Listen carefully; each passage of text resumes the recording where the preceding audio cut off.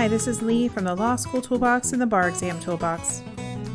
Before we get started, I want to take a moment to thank our sponsor for this podcast and share how you can elevate your bar exam prep with spacedrepetition.com. If you caught episode 244 on the Bar Exam Toolbox podcast, you know why this isn't just any study method. This platform harnesses advanced cognitive science to dramatically increase your memory retention. I strongly recommend trying it so you see the difference for yourself. It's only $99, and you even get a full week to decide if it's for you before you pay a penny. And for our Toolbox listeners, here's an extra advantage. Get an exclusive 15% off the Boost Deck, the essential tool for bar candidates. Just use the code TOOLBOX in all caps when you check out on spacedrepetition.com. Try it. Welcome back to our Listen and Learn series. Today, we're going to be discussing concurrent estates, which is when two or more people own property at the same time. Concurrent estates differ from present and future estates in that co-tenants have a current right to possess the property simultaneously. With present and future estates, in contrast, one person has the right to possess the property currently, while the other has an ownership interest, but their right to possession won't commence until sometime in the future. We're only going to be discussing concurrent estates today. However, if you're interested in learning more about present and future estates, we have a two-part series on these topics, which we'll link to for you in the transcript and show notes. With that said, let's get started. As we mentioned, a concurrent estate is when two or more people have the simultaneous right to possess property. It is important to note up front that while their ownership percentages may differ, all co-tenants have an absolute right to access, possess, and use the entire property. So even if co-tenant A only has a 30% ownership interest in Whiteacre, they still have the right to access and use 100% of the property. As we'll discuss a little later, ownership percentages come into play when dividing up a co-tenant's right to certain property-related income, or their obligation in regards to certain expenses. It will have no bearing on their right to possession. There are three major forms of concurrent ownership that we will discuss today. 1. Tenancy in common. 2. Joint tenancy. And 3. Tenancy by the entirety. Each of these three tenancies differs in four major ways. 1. How they are created. 2. Whether there is a right of survivorship. 3. Whether a co-tenant can unilaterally sell, transfer, or encumber the property. And 4. How they can be terminated or severed. We'll start off by examining tenancies in common, which are the default form of concurrent ownership. The tenancy is considered the default because there is a rebuttable presumption that any conveyance to two or more people as joint owners is a tenancy in common. So if no other form of ownership is explicitly referenced, we assume that the co-tenants hold the property as tenants in common. With a tenancy in common, each tenant has the right to possess the entire property, even if they have different fractional shares of ownership. Tenants in common will not always hold equal ownership interests. For example, A and B may co-own Whiteacre as tenants in common, but their ownership interest might not be split 50-50. They may own the property 80-20 or 70-30. The important thing to remember is that regardless of their ownership interest, they still have the right to possess the entire property as a whole. This is what we call the unity of possession. Tenancies in common do not grant co-tenants a right of survivorship. What this means is that ownership interests with tenancies in common are inheritable. If A and B own Whiteacre as tenants in common, and A dies, A's heirs will inherit A's ownership interest in the property. B won't become the sole owner of the entire property when A dies, which is what happens when there is a right of survivorship. Rather, B will now be a tenant in common with whoever A named as their heirs. Now, what happens if a tenant in common wants to sell their interest in the property? Or maybe they want to lease that interest to a third party. Is that allowed? The answer is yes to both. Tenants in common have the unilateral right to transfer, devise, mortgage, or lease their ownership interest in the property. They don't need permission from other co-tenants, and their decision will have no impact on the interests held by those other co-tenants. Let's consider this example. A and B are tenants in common of Whiteacre, with A owning a 75% ownership interest and B owning the remaining 25%. A decides to sell his interest in the property to C. This is completely permissible. However, it is important to note that you can never sell more than you have. So in this example, A has a 75% ownership interest in the property. So that is all he can sell to C. B will continue to retain the remaining 25% interest and own the property as a tenant in common with C.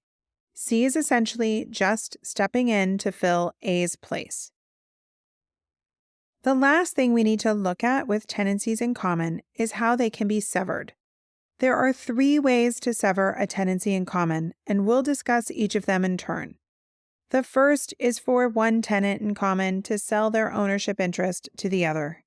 So let's change our previous example up a bit.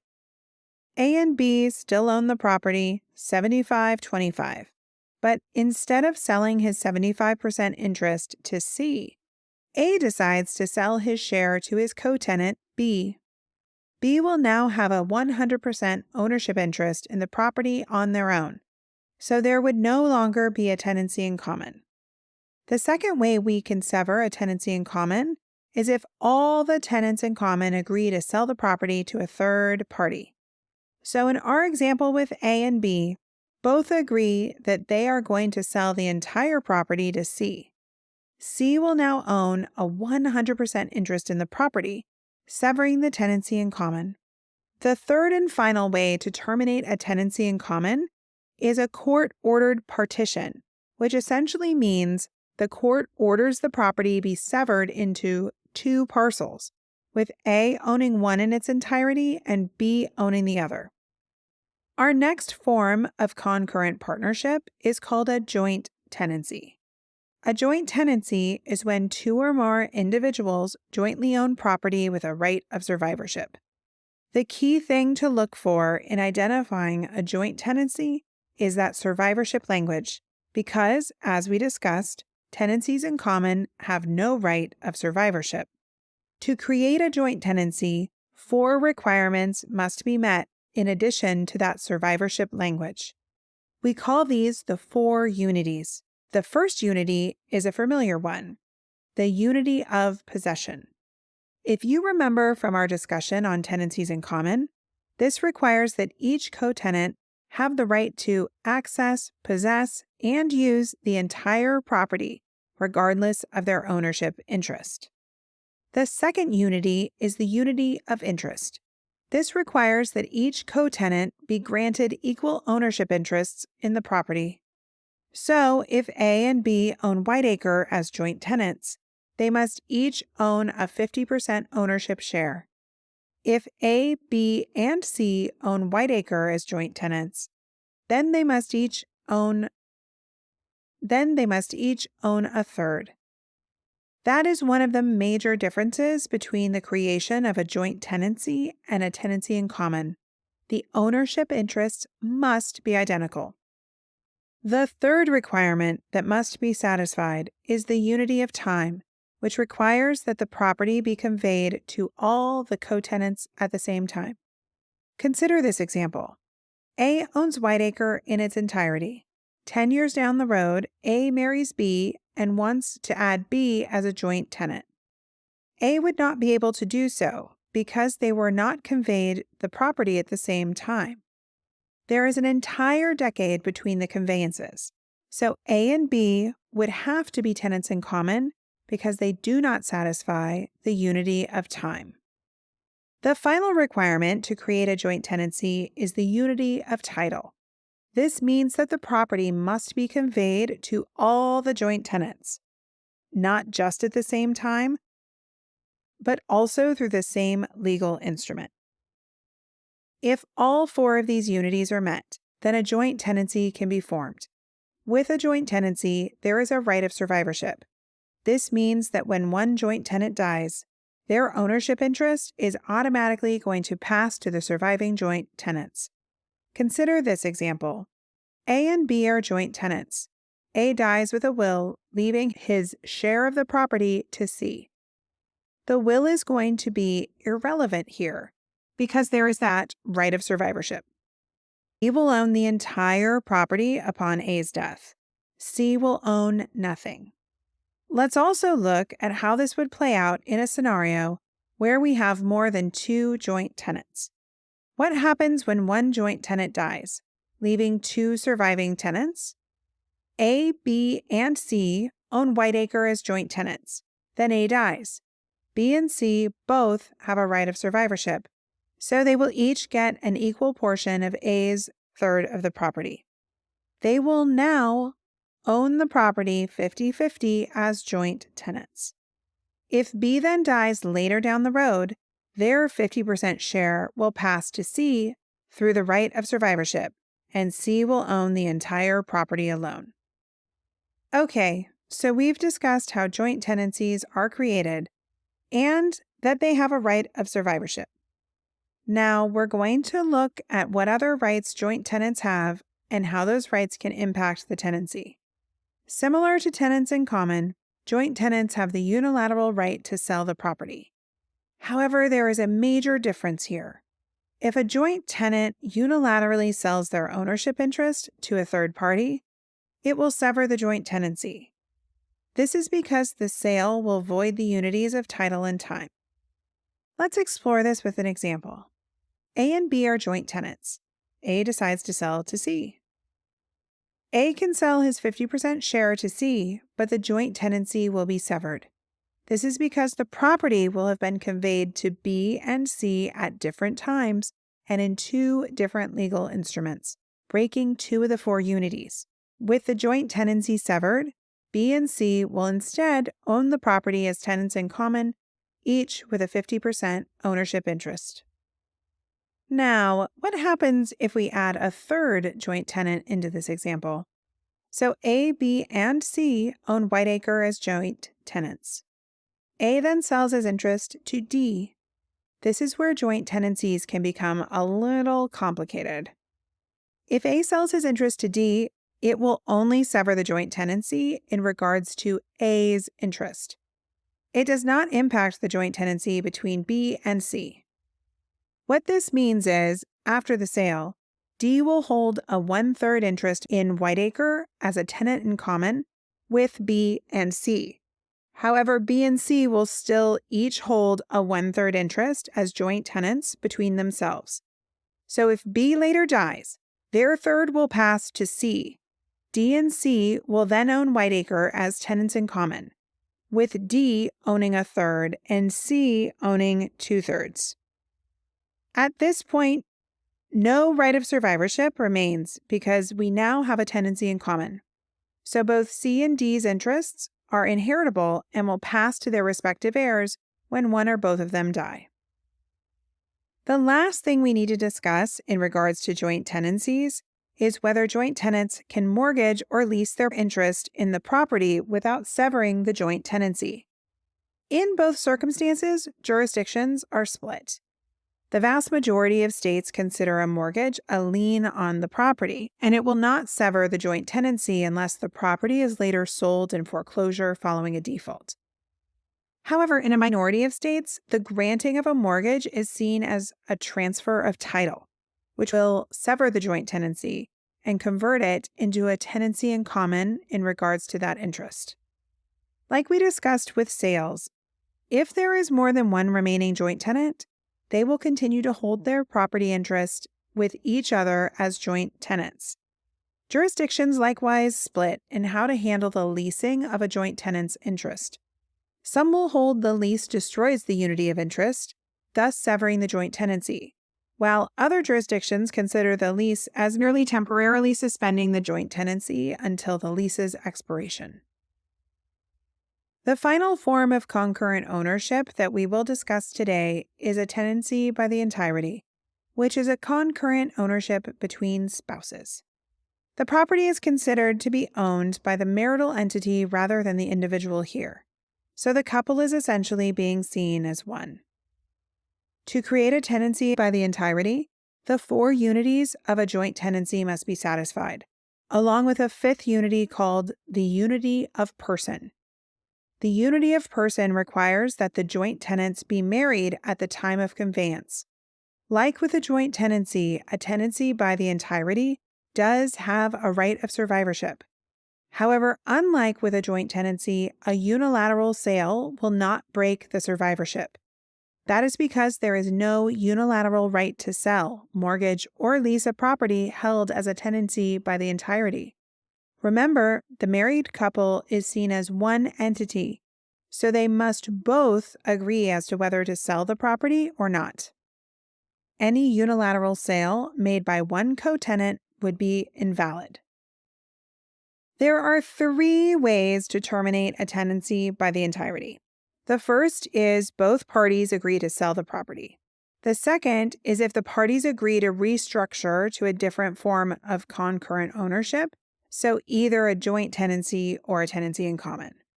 The final way to sever a tenancy by the entirety is if the parties get a divorce. This is because a divorce will break that 5th unity, requiring a marriage between the co-tenants. I know that was a lot of information at once, so let's do a quick recap. There are 3 types of concurrent ownership, which is when 2 or more people own a piece of property at the same time. The default form of concurrent ownership is a tenancy in common, which is inheritable with no right of survivorship. Each tenant may own a different fractional share, and they can unilaterally sell, mortgage, lease, or otherwise transfer that interest without disrupting the shares of other co-tenants. A joint tenancy can only be created if 4 requirements, known as the 4 unities, are met. The conveyance must have occurred at the same time in the same legal instrument, granting equal ownership interests with a right to possess the entire property. If all 4 of these unities are satisfied, then a joint tenancy is formed and the co-tenants have a right of survivorship that can be severed if one tenant unilaterally sells their share of the property. Lastly, a tenancy by the entirety operates very similar to a joint tenancy. However, the tenants must satisfy a 5th unity, which requires that they be married to one another. The co-tenants are seen as one entity and cannot make any unilateral decisions to sell, mortgage, lease, or otherwise transfer the property. Hopefully, you're all still with me. There are a lot of rules to take in, so let's walk through some hypotheticals to provide some context to our discussion on concurrent ownership. Our first hypo is adapted from question 3 on the October 2020 California bar exam, but we've edited it a bit to focus solely on the concurrent estate issue. Andrew, a widower with 3 adult children, Bobby, Carol, and Dylan, owned a 40-acre parcel of wooded land called Havenwood.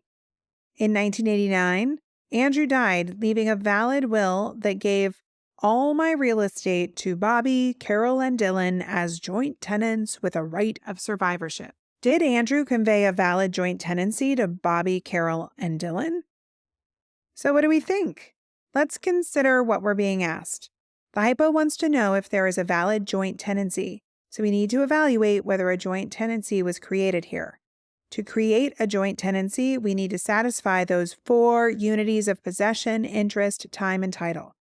The instrument of conveyance must also state that there will be a right of survivorship. That requirement is clearly met, as the deed expressly references that Bobby, Carol, and Dylan will have a right of survivorship. So what we need to focus on here is the 4 unities. Unity of possession exists when all joint tenants have an equal right to possess the land.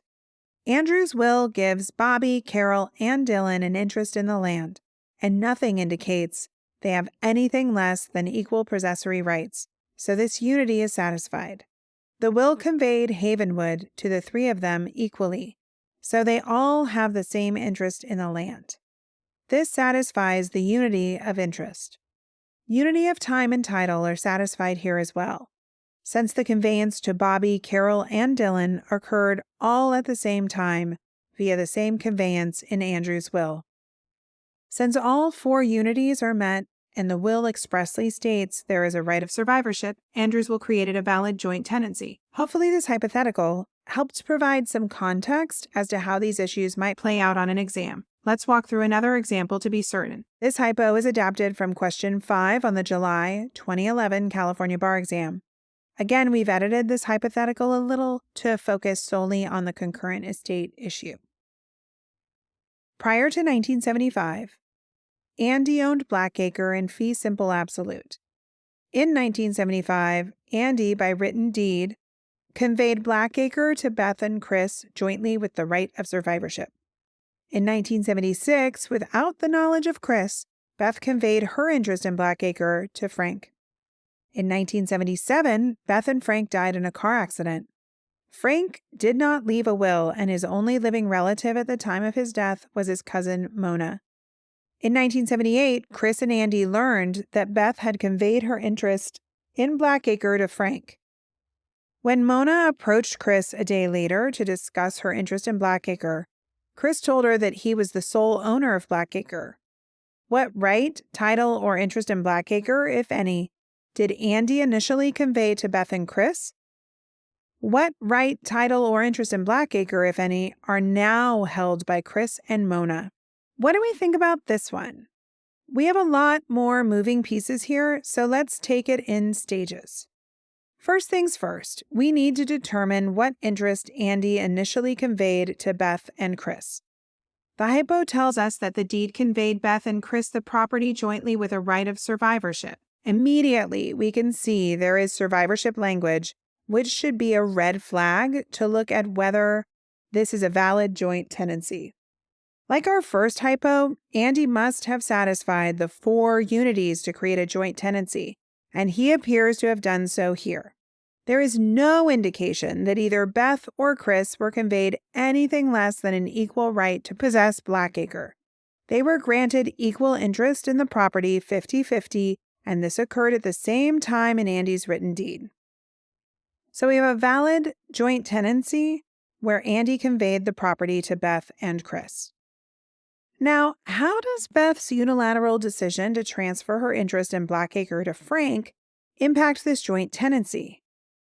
If you recall from our earlier discussion, a joint tenant may sell their ownership interest. However, that sale will sever the joint tenancy because it destroys the unities of title and time. When a joint tenancy is severed, the new tenants hold the property as tenants in common. So here, Beth's sale to Frank severed her joint tenancy with Chris.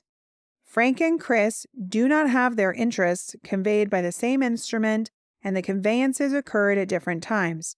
Therefore, Frank and Chris both had a 50% interest in Blackacre as tenants in common. We're also told Frank later died in a car accident, leaving Mona as his heir.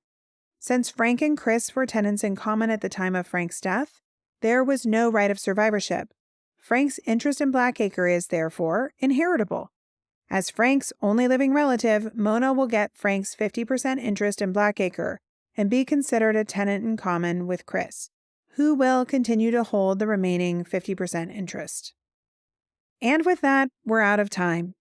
Thanks again to spacedrepetition.com for sponsoring our podcast. It's only $99, and you even get a full week to decide if it's for you before you pay a penny. And for our Toolbox listeners, here's an extra advantage. Get an exclusive 15% off the Boost Deck, the essential tool for bar candidates. Again, just use the code TOOLBOX in all caps when you check out on spacedrepetition.com. Try it.